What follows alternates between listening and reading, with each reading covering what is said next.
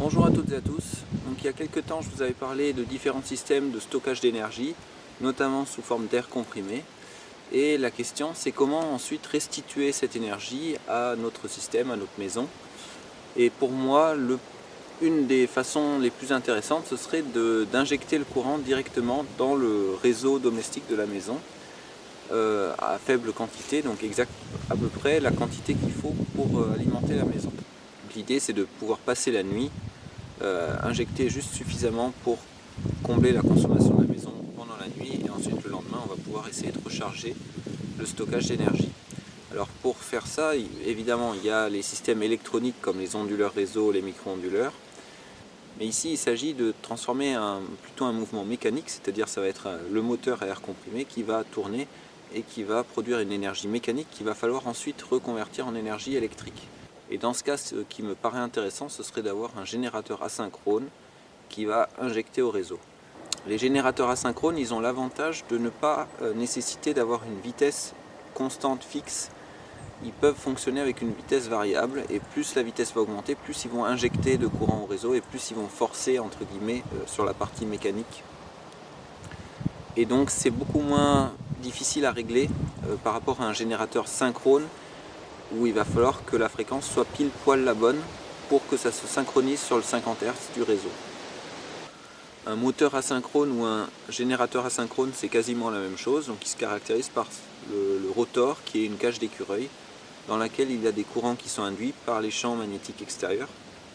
Et en fait, quand le rotor tourne à une vitesse inférieure à la vitesse de synchronisation, eh bien il va consommer du courant, il va fonctionner en tant que moteur.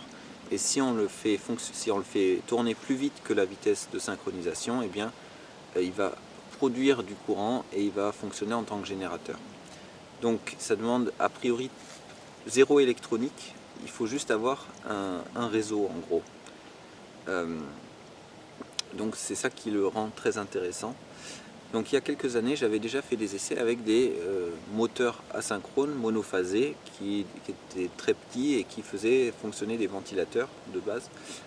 Donc voilà le résultat à peu près que j'ai obtenu. Okay, j'ai un peu resserré l'écrou, j'avais l'impression que ça patinait. Donc 22 watts.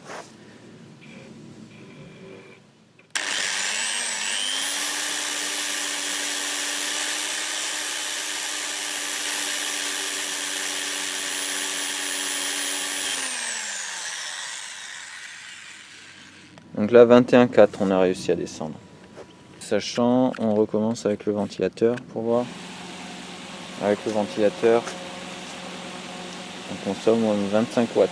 Vous voyez que je n'ai pas réussi à faire baisser la consommation jusqu'à zéro et encore moins à produire de l'électricité avec ce système. Les années ont passé et j'ai récupéré entre-temps d'autres moteurs qui normalement devraient me permettre de faire cette expérience, c'est-à-dire d'injecter au réseau avec un moteur asynchrone. Et ma question c'est toujours, est-ce que ça marche bien avec du monophasé? Parce que normalement les grands systèmes, sur les éoliennes, ça va être du triphasé. Et donc avec du triphasé, je vois bien que ça fonctionne normalement. Et avec du monophasé, je ne sais pas. Donc, ce que j'ai récupéré un moteur qui de base était monophasé ici.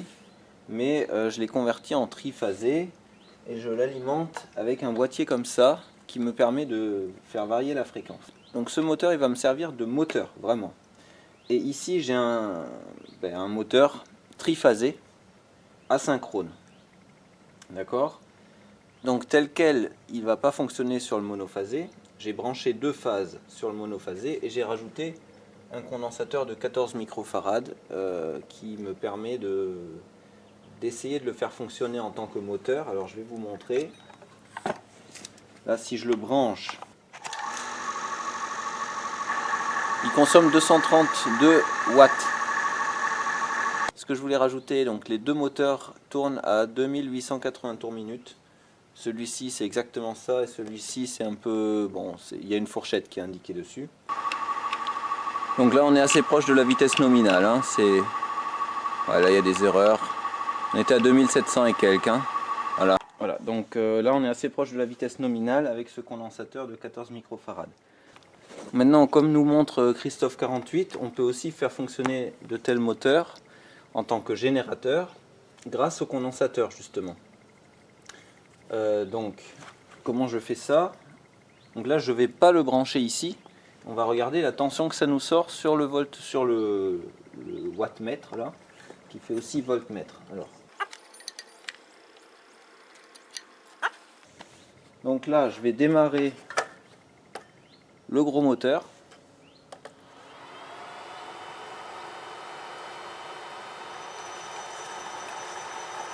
On va regarder les watts. Donc pour l'instant il démarre pas. Et là il a démarré, vous voyez. Donc là il nous affiche 237 volts. D'accord, ce qui est quand même pas mal. À une vitesse de 1900 tours minute. À cette vitesse là on est à 15 Hz sur le gros moteur. Pour la vitesse du gros moteur. Donc maintenant, la question que je me pose, c'est pour injecter du courant sur le réseau avec ce moteur asynchrone, est-ce qu'il faut garder le condensateur ou pas? Donc je vais vous mettre le schéma de câblage du moteur là, monophasé, parce qu'il est en triangle. Et donc ce que je vais faire là, on va voir ce que ça donne en fait. On va voir si on injecte en accélérant ou pas. Donc je vais baisser un petit peu la fréquence ici. Et je vais essayer de le faire tourner avec le condensateur, d'accord? Donc là je le branche. Ok.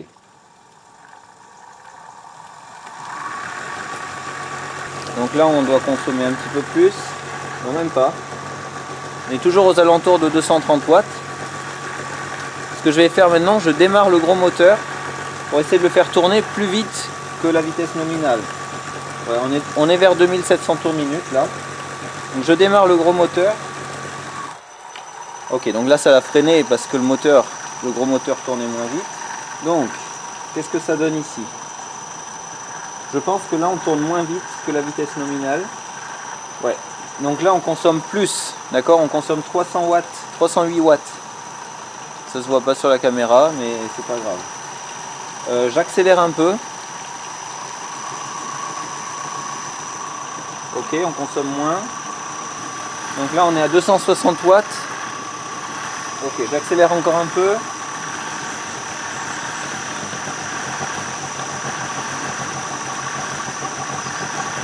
Donc là on consomme effectivement encore moins. On est à 190 watts. D'accord?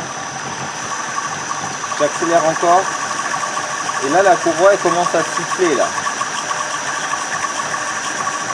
D'accord? 178. Ok. Donc j'éteins tout. Ce qui s'est passé là, j'ai accéléré de plus en plus le gros moteur. Au bout d'un moment, on était effectivement en consommation sur le petit moteur. On était plus bas que sa consommation de base. Légèrement plus bas, hein, pas beaucoup. Et par contre, la courroie a commencé à forcer de plus en plus. Et à un moment, j'ai commencé à sentir que ça ripait en fait. Le gros moteur, il force beaucoup pour accélérer le petit et ça marche pas bien quoi. Voilà. Donc là on réessaye tout ça sans le condensateur. Ok. Donc tout ça c'est pas très sécurisé, hein. Vous voyez, c'est des fils apparents et tout. On est à nouveau sur la même configuration. Je vous mets le schéma ici, d'accord. Je branche le petit moteur, d'accord. Donc là il peut pas tourner en fait. Je sens qu'il y a quelque chose qui vibre. Il y a du 50 Hz, mais il peut pas tourner. Donc, qu'est-ce qu'on regarde? On regarde à nouveau la consommation. Il consomme un peu plus, 1,2 ampères, presque 300 watts, hein, 296 watts. Voilà, 306 volts ampères. J'ai aussi ici la consommation du gros moteur avec le convertisseur triphasé là qui fait une fréquence variable. Donc j'espère que ça se verra sur la caméra. Je peux essayer de le mettre comme ça, voilà. Voilà, donc là on voit tout normalement. Il y a juste le petit compteur qu'on a du mal à voir. Ok, donc je démarre le gros moteur. Là, vous vous souvenez, on avait une consommation à peu près de 300 watts. Donc, hop, Je vais monter à 12. Voilà. Donc là, on a déjà une consommation qui diminue. On a 248 watts. D'accord. J'augmente encore un peu.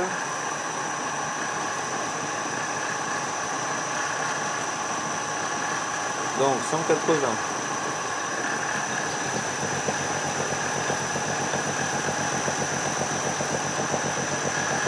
Plus que 66. Donc là il m'affiche 0,08 kW, 0,06 volts ampères. Je rebaisse un peu. Donc là on est à 65 watts. D'accord, 65 watts. J'augmente encore un peu.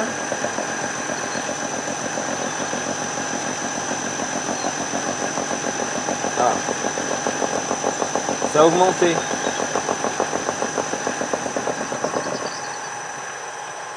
Donc je pense que là il a injecté. D'accord, on était au point où ça injecte. Donc normalement vers 23 Hz ici, on devrait être à la bonne vitesse ici pour injecter. Un truc comme ça.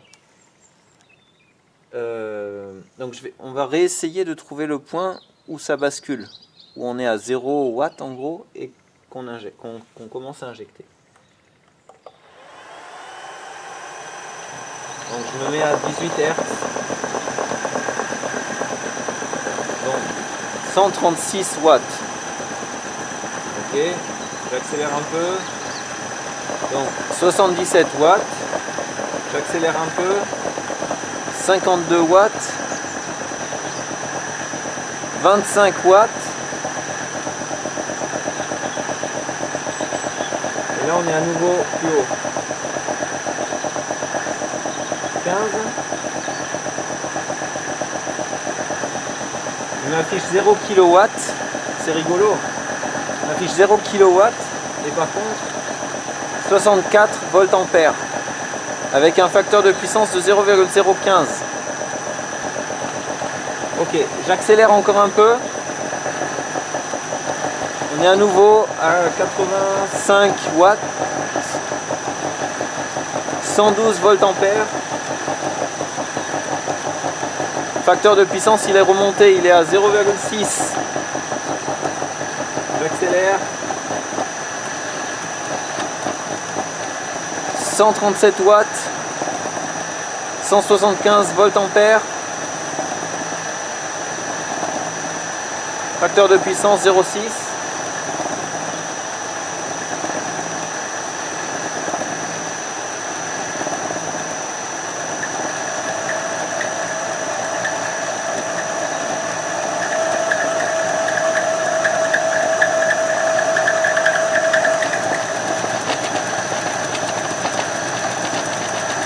« 380 watts injectés, 2000 watts consommés. »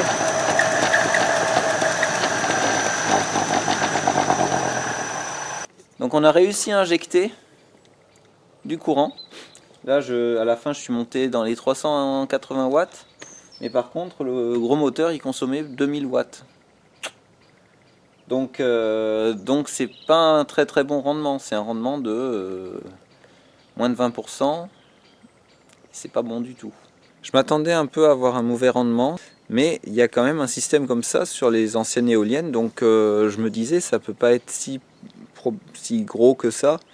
Mais là, 20%, enfin moins de 20%, plutôt même 10%, c'est vraiment un mauvais rendement sur de l'électronique, enfin sur des bobinages comme ça. Donc ça veut dire que là, j'ai une grosse perte sous forme de chaleur qui vient des courants, enfin du facteur de puissance, là, du fait qu'il y ait des courants qui n'interviennent pas dans la production, mais qui fassent des allers-retours pour rien en fait. Donc je suppose que c'est ça, hein, le problème là, dans le montage. Et bon, bien sûr, il y a la courroie aussi, mais qui frotte, qui a l'air de forcer pas mal, et qui devient chaude. Donc je sens aussi que ça sent un peu le brûler. Donc mon système là, voilà, il n'est pas fait pour transmettre d'aussi grosses puissances, je pense. Mais en tout cas, c'était intéressant quand même de voir que ça fonctionne en monophasé, qu'il n'y a pas besoin de condensateur.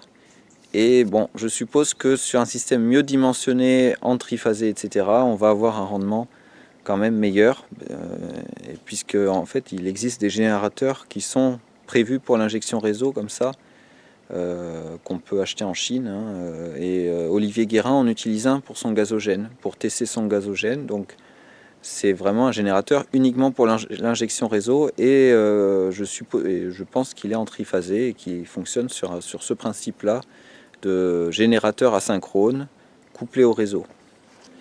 Quand même, dernière chose que je veux tester, parce que ça me turlupine, c'est que je me disais, si on règle la vitesse, qu'on le fait tourner et qu'on le branche après, ça devrait pas poser beaucoup de problèmes. On va voir ça tout de suite, on va essayer. Donc je le fais tourner peut-être un peu moins vite que précédemment, d'accord, mais histoire qu'il produise quand même. Et je le brancherai une fois qu'il tourne.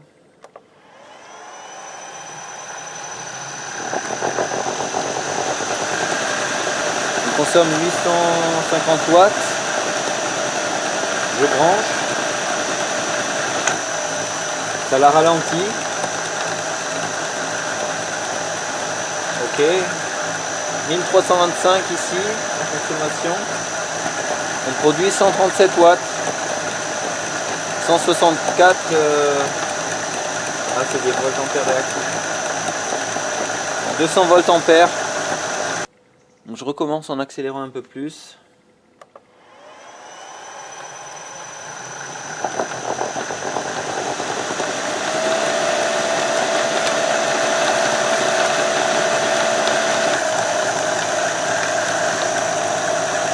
Donc, 140.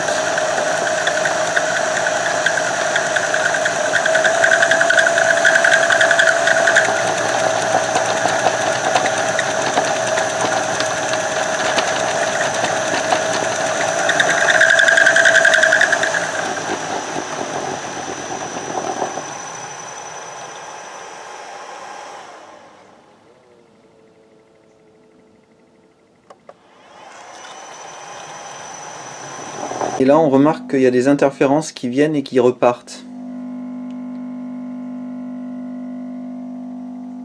Vous entendez? Donc, ouais. Faudrait que je regarde le signal qui se produit sur le réseau. Donc là, je fonctionne avec réseau, hein, je veux pas surcharger le bordel. Faudrait que je regarde le signal, ce que ça donne sur le signal du réseau quand je fais ça. Mais il y a clairement un décalage de phase, quelque chose qui se passe là. Dernier petit test, on va mesurer le signal avec l'oscilloscope. Et cette fois, le gros moteur, je vais l'alimenter avec le groupe électrogène pour pas que ça brouille le signal et qu'on n'ait pas toute la consommation du gros moteur qui gêne.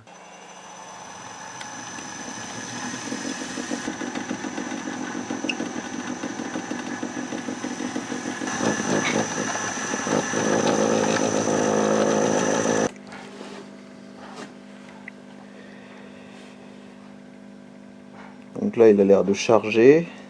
Par contre, il y a les micro-onduleurs qui sont allumés. Donc ce que je vais faire, je vais peut-être les éteindre. Ok, donc là, on consomme 47 watts, 50. Donc je vais augmenter un peu la vitesse du moteur.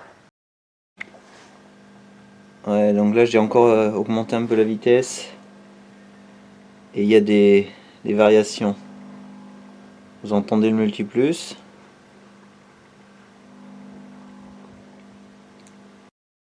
Et donc là j'ai éteint et on est à nouveau à une consommation habituelle de la maison. Donc ça compense bien une partie de la consommation de la maison. Et ça n'a pas l'air de trop déformer la sinusoïde, en tout cas quand il y a le réseau. Et on recommence sans le réseau, donc seulement le multiplus. On voit déjà que le signal est un peu déformé. Donc là je branche le générateur. Et le signal devient mieux, bizarrement. Hop. Là il n'y a pas le générateur et là il y est. Donc il y a vraiment une petite différence. Ok, je vais allumer le groupe électrogène. Donc je lance le moteur.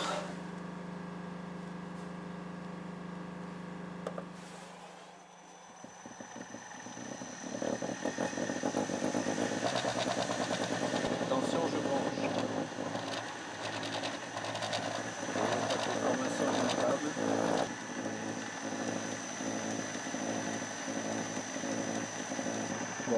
bien à peu près 200 watts de production. Donc là c'est sans les micro-onduleurs. Je vais éteindre.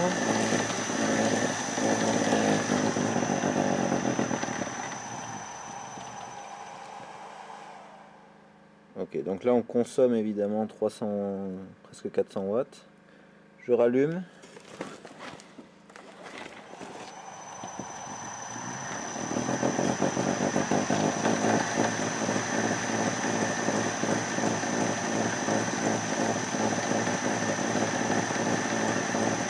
Ouais, ben les poulies elles-mêmes elles chauffent, là, elle est déjà tiède alors que j'ai à peine tourné quelques minutes. Donc ça dépense beaucoup d'énergie déjà, juste la courroie là. Comme au niveau de la tension on voit pas grand chose, je vais quand même faire un test avec la mesure du courant grâce à cette pince ampère-métrique. Donc je vais la mettre ici sur la phase. Ok, donc je la branche comme ça. Hein. Voilà. Et l'autre bout sur l'oscilloscope. Et donc là, si je branche la prise, voilà le signal du courant quand il n'y a rien qui se passe, quand le moteur ne tourne pas.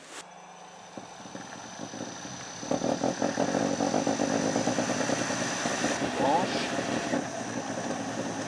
Ouais, donc là, il y a quand même eu un truc. Hein. Je redébranche, je recommence. Ouais, il y a eu un appel de courant fort.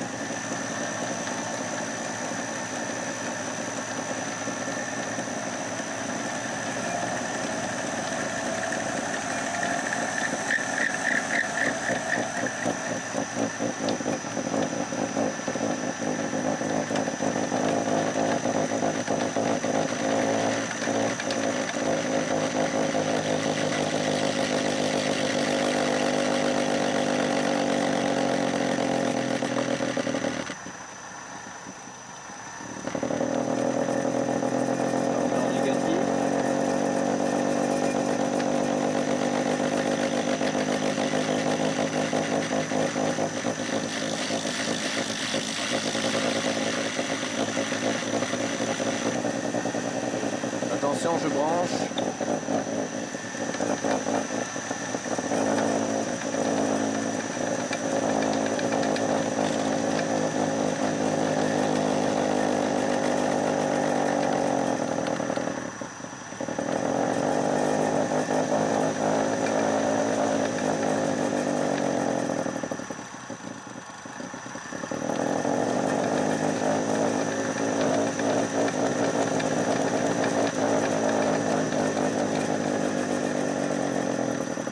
Eh bien, je suis quand même très étonné de la pureté du signal. C'est quasiment un sinus pur. À un moment, il y a des petites oscillations. Donc ça, c'est la courroie qui glisse. Donc ça fait des à-coups de courant. Et à part ça, ben, ce qui est rigolo à voir, c'est quand on diminue la vitesse du moteur, et ben, le courant diminue jusqu'à quasiment qu'il n'y ait plus de courant. Donc là, ça devient un sinus assez déformé quand même quand il y a très peu de courant. Et ensuite, quand on diminue encore plus, eh ben, il va re-augmenter, mais dans l'autre sens. Par contre, l'oscilloscope, lui, il décale le sinus, et donc on ne voit pas que c'est dans l'autre sens, malheureusement. Ben écoutez, je vous remercie d'avoir regardé la vidéo jusqu'au bout, c'était très instructif pour moi, et je vous dis à la prochaine.